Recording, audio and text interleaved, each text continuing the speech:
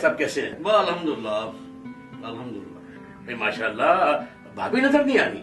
भाभी अपने मैके गई भी है, आ जाएगी शाम तक। इसका मतलब है आज चाय नहीं मिलेगी है? चाय मैं पिलवाता हूँ, मैं खुद बना लूंगा अपने हाथ से। चाय की क्या फिक्र किया आपने? अच्छा वो बताए हमारा भतीजा अरसलान कहाँ है? भतीजा गया हुआ है मलेशिया तालीम हासिल करने के लिए, आपको पता नहीं है क्या?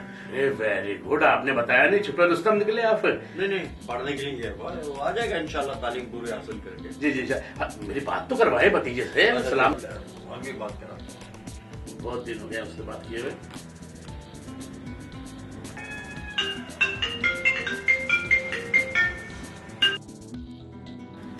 हेलो बेटा, ये अपने चाचा से बात करो। हाँ, बात करवाएं चाचा से। नहीं। अस्सलाम वालेकुम चाचा। अरे वालेकुम अस्सलाम अरसलान, बेटा कैसे हो? यार चाचा, बस क्या बताऊं, मैं खुश नहीं हूँ यार मलेशिया आके। अरे घबराओ मत बेटा, एंजॉय करने की जिंदगी है, एंजॉय करो, दिल लगाओ अपना मलेशिया के अंदर। अरे चाचा, आपको मैंने बोला ना, मेरा मलेशिया में बिल्कुल भी दिल नहीं लग रहा। आप पापा से बात तो करें मेरी, मेरा यहाँ पे बिल्कुल भी दिल नहीं लगता। खैर तुम तो अपने अब्बू की आदत को जानते हो ना। आपको पता नहीं है मैं किस परेशानी में यहाँ पे रह रहा हूँ। आप बात करें बस, और मुझे फौरन पाकिस्तान बुलाए। मैं बात करता हूँ या अभी डांट खिलवाओगे मुझे? आप पापा को बोलें कि मैं यहाँ नहीं रह सकता, मुझे पाकिस्तान बुलाएं।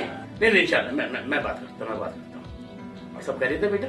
यार चाचा, खैरियत ही तो नहीं है।